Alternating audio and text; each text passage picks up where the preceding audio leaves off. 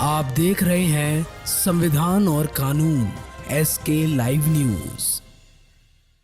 केंद्रीय विद्यालय के निर्माण को लेकर एक बार फिर से सरगर्मी तेज हो गई है। जमुई सांसद अरुण भारती आज शेखपुरा समहरणालय पहुंचे और जिलाधिकारी आरिफ हसन से मुलाकात की। दोनों के बीच करीब 1 घंटे से अधिक चली बैठक में विद्यालय निर्माण के लिए नई भूमि की पहचान कर प्रस्ताव को केंद्रीय विद्यालय संगठन को भेजे जाने की अनुशंसा की गई। तो वहीं सांसद अरुण भारती ने जानकारी दी कि जल्द ही शेखपुरा में केंद्रीय विद्यालय की शुरुआत होगी। उन्होंने कहा कि जब केंद्रीय मंत्री चिराग पासवान सांसद थे तभी से इस दिशा में पहल की जा रही थी। फिलहाल जमीन चयन को लेकर विवाद खत्म हो चुका है और अब जिला मुख्यालय के पास विद्यालय बनने की संभावना है। वहीं लोजपा जिला अध्यक्ष इमाम गजाली ने इस पहल के लिए सांसद और जिलाधिकारी का आभार व्यक्त किया और कहा कि ये शेखपुरा के बच्चों के लिए बड़ा तोहफा साबित होगा। गौरतलब है कि पिछले माह नवादा सांसद विवेक ठाकुर ने भी शेखो सराय क्षेत्र में केंद्रीय विद्यालय निर्माण को लेकर भूमि का निरीक्षण कराया था। ऐसे में ये देखना दिलचस्प होगा कि अंतिम निर्णय किसके हाथ में जाता है।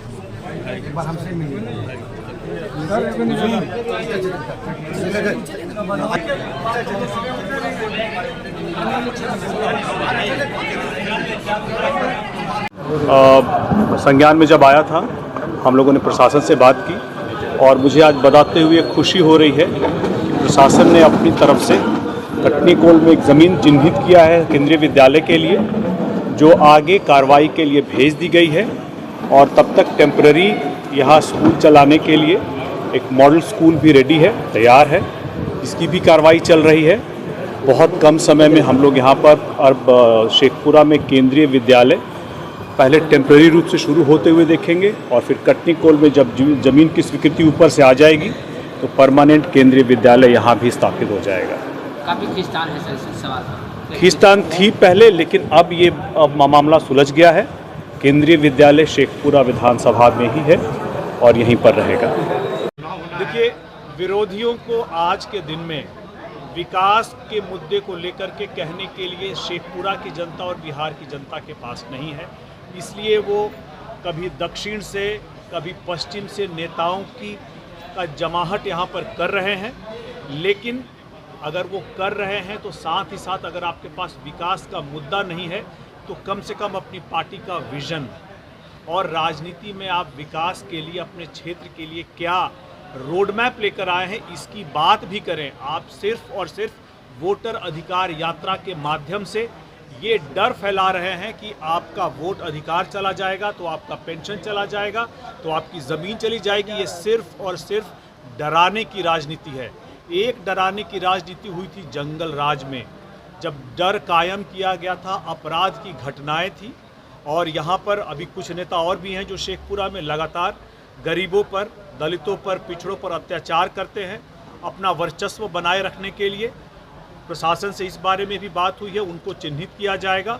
लेकिन साथ ही साथ जिस तरह से विपक्ष के बड़े नेता वोटर अधिकार यात्रा के माध्यम से डर का माहौल बनाने का प्रयास कर रहे हैं, तो यही इस पे हम लोग का यही कहना होगा कि जंगल राज के समय डर का माहौल कायम था और दोबारा डर के माहौल को कायम करने के लिए, जनता को डराने के लिए अलग अलग मुद्दों को उठाया जा रहा है जिसका यथार्थ से कोई लेना देना नहीं है। किसी का भी वोट का अधिकार कहीं नहीं गया है, सबका सुरक्षित है, संरक्षित है और किसी के भी शेखपुरा क्षेत्र में किसी भी जनता को अगर लगता है कि उनका वोट का नाम कहीं से डिलीट हुआ है, हम लोगों के संज्ञान में लाएं, प्रशासन के संज्ञान में लाएं, आपके साथ पूरा न्याय होगा। विपक्षियों के फैलाए जा रहे डर के भ्रम के जाल में ना फंसे, ये सिर्फ और सिर्फ आपको गुमराह करने की कोशिश हो रही है। औद्योगिक क्षेत्र का यहाँ पर कल कैबिनेट से फैसला हुआ है, जिसके लिए माननीय मुख्यमंत्री श्री नीतीश कुमार जी का आभार है और हमारे केंद्रीय मंत्री और हमारे राष्ट्रीय अध्यक्ष चिराग पासवान जी भी इसके लिए लगातार कार्यरत थे जब यहाँ से सांसद थे, उनका भी बहुत आभार है। इसके अलावा और भी कुछ प्रोजेक्ट्स पर बात चल रही है। ज़मीन को जैसे ही चिन्हित कर लिया जाएगा उन परियोजनाओं के बारे में भी आप लोग को फिर हम लोग इस बारे में जानकारी दे देंगे। जो ये चीज़ें आगे बढ़ रही हैं और आने वाले समय में शेखपुरा में विकास की और भी परियोजनाएं आएंगी और जैसे जैसे आएंगी आप सभी को इसकी जानकारी अवश्य दी जाएगी। प्रधानमंत्री का बिहार दौरा होने वाला है सर 15 तारीख को। बिल्कुल स्वागत योग्य कदम है। जब भी प्रधानमंत्री जी आते हैं, एक उनके आने से हम लोग के कार्यकर्ताओं में, एनडीए के कार्यकर्ताओं में नई स्फूर्ति आती है। और जब भी प्रधानमंत्री जी आते हैं, कुछ न कुछ परियोजनाओं का सौगात बिहार को देकर के जाते हैं। उनका आना हम लोगों के लिए अच्छी बात है और मुझे लगता है कि जब अभी आएंगे बिहार को और भी सौगात मिलेगा, जिसकी हम लोगों को बहुत ज़रूरत है। ठहराव के लिए ऐसा ट्रेन ठहराव के लिए जी, ट्रेन ठहराव के लिए सर क्या पहल करेंगे? प्रयास चल रहे हैं। कुछ ट्रेनों का ठहराव हुआ है और कुछ ट्रेनों के लिए लगातार बात हो रही है। जैसे जैसे धीरे धीरे सारे कार्य होते जा रहे हैं, उसके बारे में भी संज्ञान, पीछे भी हम लोगों ने ट्रेन को झंडी भी दिखाई थी। उसके बाद हमारे जिलाध्यक्ष इमाम गजाली साहब ने भी कुछ ट्रेनों को झंडी दिखाया है।